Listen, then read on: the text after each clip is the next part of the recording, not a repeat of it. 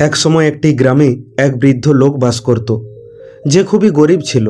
কিন্তু সে গরিব হলেও তার কাছে এমন একটি জিনিস ছিল যার জন্য বড় বড় রাজারাও তাকে হিংসা করত।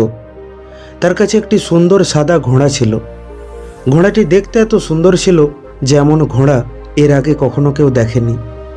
যেই ঘোড়াটি দেখত সেই ঘোড়াটির প্রেমে পড়ে যেত। সবাই ঘোড়াটি কিনতে চাইতো, কিন্তু সেই বৃদ্ধ লোকটি কোনো মূল্যেই ঘোড়াটি বিক্রি করতে রাজি হতো না। ধীরে ধীরে খবরটা সেই রাজ্যের রাজার কান পর্যন্ত পৌঁছে গেল। তাই একদিন রাজা সেই বৃদ্ধের কাছে খবর পাঠালো যে তিনি সেই ঘোড়াটি কিনতে চান। তার জন্য যত টাকা লাগবে তিনি সেই বৃদ্ধকে দিতে রাজি আছেন। খবরটা শুনে গ্রামের মানুষ সেই বৃদ্ধের কাছে যায় আর বৃদ্ধকে বলে, এমন সুযোগ বারবার পাবে না। এবার স্বয়ং রাজা ঘোড়াটি কিনতে চেয়েছে, তাই এবার বিক্রি করে দাও আর যা ইচ্ছা রাজার কাছে চেয়ে নাও। কিন্তু বৃদ্ধ লোকটি রাজার এই অফার প্রত্যাখ্যান করে বলল, আমি বিক্রি করতে পারবো না, কারণ ঘোড়াটি আমার কাছে শুধু ঘোড়া নয়, এও আমার পরিবারের একজন সদস্য। আমি কি করে আমার পরিবারের সদস্যকে বিক্রি করব? আমি বিক্রি করতে পারবো না। এই কথা শুনে গ্রামবাসীরা ভাবল বুড়োটা খুব বোকা। তারা সবাই তাকে ঘোড়াটি বিক্রি করার পরামর্শ দিয়ে বলল, রাজা তোমাকে এত টাকা দেবে বলছে, তাও তুমি বিক্রি করছো না কেন? বিক্রি করে দাও, আর যা টাকা পাবে তাই দিয়ে বাকি জীবনটা আরাম করে কাটাও।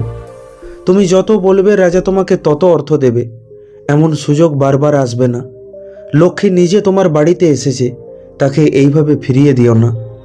তাছাড়া তুমি খুব ভাগ্যবান যে রাজা তোমাকে এমন অফার দিয়েছে, না হলে রাজা জোর করেও ঘোড়াটা ছিনিয়ে নিতে পারত, আর তুমি কিছুই করতে পারতে না। কিন্তু বৃদ্ধ কিছুতেই তার ঘোড়াটি বিক্রি করতে রাজি হলো না। এইভাবে কয়েকদিন পেরিয়ে গেল। একদিন সকালে বৃদ্ধ হঠাৎ দেখে ঘোড়াটি আস্তাবলে নেই। সে ঘোড়াটিকে আশেপাশে খোঁজার চেষ্টা করলো, কিন্তু ঘোড়াটিকে কোথাও খুঁজে পাওয়া গেল না। খবরটা শুনে গ্রামের লোক সেখানে জড়ো হয়ে গেল। তারা সবাই মনে মনে ভাবছিল, এ তো আচ্ছা বোকা মানুষ। তারপর তারা বৃদ্ধকে বলল, আমরা আগেই জানতাম যে ঘোড়াটি একদিন চুরি হয়ে যাবে, আর তুমি গরিবই থেকে যাবে, কারণ ঘোড়াটির ওপর সবার নজর রয়েছে। তাই তোমাকে বলেছিলাম ঘোড়াটি বিক্রি করে দাও, কিন্তু তুমি আমাদের কথা শুনলে না। সেদিন যদি ঘোড়াটি বিক্রি করে দিতে তাহলে কত ভালো করতে। সেদিন তুমি যা চাইতে রাজা তোমাকে তাই দিত, কিন্তু আজকে দেখো ঘোড়াও গেল আর অর্থও গেল। কি আর করবে, এটা তোমার দুর্ভাগ্য ছাড়া আর কিছুই নয়। কপালে না থাকলে যা হয়। বৃদ্ধ লোকটি তখন বলে, আপনারা এত দূর ভাবছেন কেন? ব্যাপারটাকে সহজভাবে দেখুন না, যে ঘোড়াটি আস্তাবলে নেই, এতে দুর্ভাগ্য আর সৌভাগ্যের কিছু নেই। কে বলতে পারে কাল কি হবে? তাই বেশি দূর ভাববেন না। এমনও তো হতে পারে যে ঘোড়াটি নিজেই কোথাও গেছে, আবার নিজেই ফিরে আসবে। বৃদ্ধের কথা শুনে গ্রামবাসীরা হাসতে থাকে। তারা ভাবে বুড়োটা মনে হয় ঘোড়ার শোকে পাগল হয়ে গেছে, আর যা তা বলছে। সে এখনও ভাবছে যে ঘোড়াটি পুনরায় তার কাছে ফিরে আসবে। এটা আবার হয়? চুরি হওয়া জিনিস কি আর ফিরে আসে? বৃদ্ধ অসম্ভব কিছু ভাবছে। সেদিন যদি সে ঘোড়াটি বিক্রি করে দিত, তাহলে আজ সারা জীবন পায়ের উপর পা তুলে বাঁচত। কিন্তু এখন আর এসব বলে কি লাভ? এখন আবার দুঃখ কষ্ট করেই বাঁচতে হবে। তারপর একদিন রাতের বেলায় হঠাৎ ঘোড়াটি বৃদ্ধের কাছে ফিরে এলো। আসলে ঘোড়াটি সেদিন চুরি যায়নি, ঘোড়াটি জঙ্গলে পালিয়ে গিয়েছিল। কিন্তু আশ্চর্যের বিষয় হলো, এবার ঘোড়াটি শুধু একা ফিরে আসেনি, নিজের সাথে 1 ডজন বন্য ঘোড়া নিয়ে এসেছিল। খবরটা শুনে আবার গ্রামবাসীরা বৃদ্ধের বাড়িতে জড়ো হলো।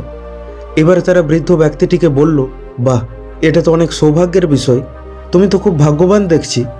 বৃদ্ধ আবারও বলল, আপনারা আবার অনেক দূর ভাবছেন। শুধু এটা বলুন যে ঘোড়াটি ফিরে এসেছে এবং তার সাথে আরও 12টি বন্য ঘোড়া এসেছে। কিন্তু এটা দুর্ভাগ্য না সৌভাগ্য সেটার বিচার করবেন না, কারণ কেউ জানে না যে কাল কি হবে। এবার আর গ্রামবাসীরা বৃদ্ধকে কিছু বলল না। তারা চুপ করে রইল, কারণ তারা জানতো যে ঘোড়াটির সাথে যে 12টি বন্য ঘোড়া এসেছে, সেগুলিকে যদি সামান্য প্রশিক্ষণ দেয়া যায়, তাহলে প্রত্যেকটি ঘোড়া চড়া দামে বিক্রি হতে পারে। তাই তারা চুপচাপ নিজের নিজের ঘর চলে গেল। বৃদ্ধের একটি ছেলে ছিল, একটাই ছেলে। বন্য ঘোড়াগুলিকে পেয়ে ছেলেটি ঘোড়াগুলিকে প্রশিক্ষণ দিতে শুরু করলো। একদিন ঘোড়াগুলিকে প্রশিক্ষণ দেওয়ার সময় ছেলেটি একটি বন্য ঘোড়ার পিঠ থেকে পড়ে যায়, আর তার একটি পা ভেঙে যায়। খবরটা শুনে আবারও গ্রামের লোক বৃদ্ধের বাড়িতে জড়ো হলো এবং আবারও তারা জলদি জলদি বিচার করতে শুরু করে দিল। তারা বৃদ্ধকে বলল, তোমার একমাত্র ছেলের পা ভেঙেছে, এদিকে তোমারও বয়স হয়েছে, ছেলেটি তোমার একমাত্র ভরসা ছিল। এটা খুবই দুঃখজনক ও দুর্ভাগ্যের বিষয়। বৃদ্ধ তখন আবারও বলল, বেশি দূর ভাববেন না, শুধু এটা বলুন যে আমার ছেলের পা ভেঙেছে। এটা দুর্ভাগ্য না সৌভাগ্য এটা এখনই বলা সম্ভব নয়, কে জানে কাল কি হবে। ঠিক তার কয়েক সপ্তাহ পর কোনো এক কারণে প্রতিবেশী রাজ্যের সাথে তাদের রাজ্যের যুদ্ধ শুরু হয়ে গেল।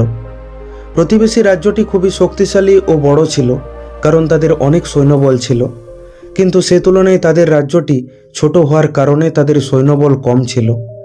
তাই সৈন্যবল বাড়ানোর জন্য সেই রাজ্যের সমস্ত যুবককে এক প্রকার জোরপূর্বক সেনাবাহিনীতে ভর্তি করা হচ্ছিল, যাতে তারা প্রতিবেশী রাজ্যের সৈন্যর সাথে যুদ্ধ করতে পারে।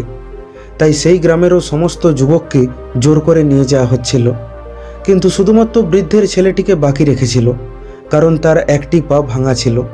তাই তারা তাকে সেনাবাহিনীতে ভর্তি করার জন্য জোর করেনি। তাই দেখে গ্রামের লোকজন আবারও বৃদ্ধের বাড়িতে জড়ো হলো।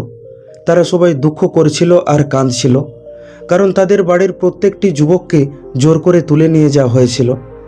তাছাড়া যুদ্ধ থেকে তাদের ছেলেদের ফিরে আসার সম্ভাবনা এক প্রকার নেই বললেই চলে, কারণ যে রাজ্যটি আক্রমণ করেছিল সেই রাজ্যটি খুবই শক্তিশালী ছিল। তাই অলরেডি তাদের রাজ্য যুদ্ধে হেরে যাচ্ছিল।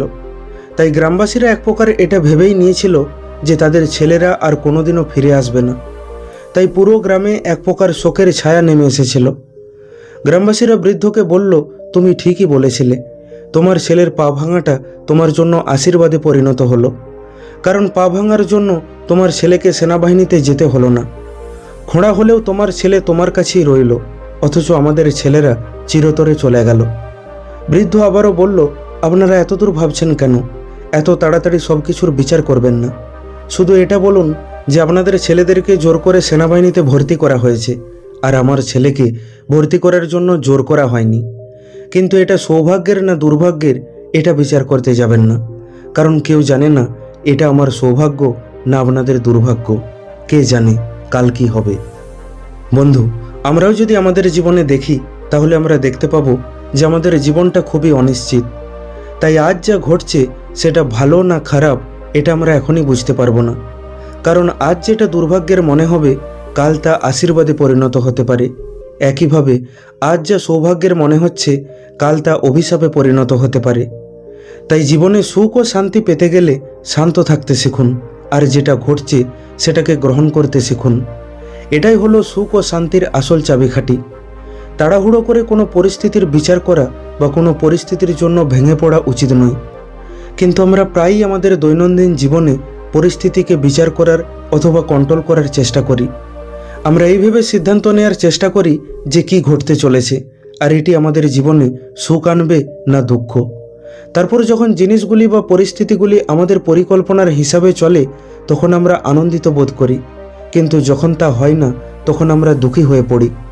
তাই বেশি চিন্তা করার দরকার নেই, যেটা ঘটছে সেটাকে গ্রহণ করতে শিখুন। সেটা সৌভাগ্যের না দুর্ভাগ্যের সেটা বিচার করে সময় নষ্ট করতে যাবেন না, কারণ কেউ জানে না কাল কি হবে। ঠিক গল্পের মতো, এখন যেটা খারাপ মনে হচ্ছে পরে সেটা ভালো হতে পারে, এবং এখন যেটা ভালো মনে হচ্ছে পরে সেটা খারাপ হতে পারে, পরে সেটা আপনার জন্য সমস্যা নিয়ে আসতে পারে। গল্পের বৃদ্ধ লোকটি জীবনে আমাদের ভারসাম্য বজায় রাখার এবং গ্রহণ করার গুরুত্ব শেখায়। এই গ্রহণযোগ্যতার মনোভাব কি সমতা বলা হয়, আর এটাই জীবনে শান্তি ও সুখ খুঁজে পাওয়ার অন্যতম সেরা উপায়। হ্যাঁ বন্ধু, আমরা যদি ঘটনাগুলিকে দ্রুত বিচার করা বন্ধ করি তাহলে আমরা অপ্রয়োজনীয় চাপ এড়াতে পারি আর জীবনটাকে উপভোগ করতে পারি। তাছাড়া এই অপ্রয়োজনীয় চিন্তা করে কি লাভ? তাই খুব বেশি চাপ নেবেন না। পরিস্থিতি যেমনই হোক সেটাকে গ্রহণ করতে শিখুন আর পজিটিভ চিন্তাভাবনা রাখুন। শুধু এখনকার পরিস্থিতি দেখে সেটার উপর ভালো বা মন্দের লেবেল লাগানোর চেষ্টা করবেন না, কারণ আজ যেটা সৌভাগ্যের মনে হচ্ছে কাল সেটা দুর্ভাগ্যের মনে হবে, আর আজ যেটা দুর্ভাগ্যের মনে হচ্ছে কাল তা সৌভাগ্যের মনে হবে। বন্ধু, আশা করি ভিডিওটি থেকে আপনি কিছু শিখতে পারলেন। ভিডিওটি কেমন লাগলো কমেন্ট করে অবশ্যই জানান। ভালো লাগলে লাইক করে দিন আর আপনজনের সাথে শেয়ার করে নিন। প্রতিনিয়ত এই রকম শিক্ষামূলক ভিডিও পেতে এখনই আমাদের ইউটিউব চ্যানেলটিকে সাবস্ক্রাইব করে নিন।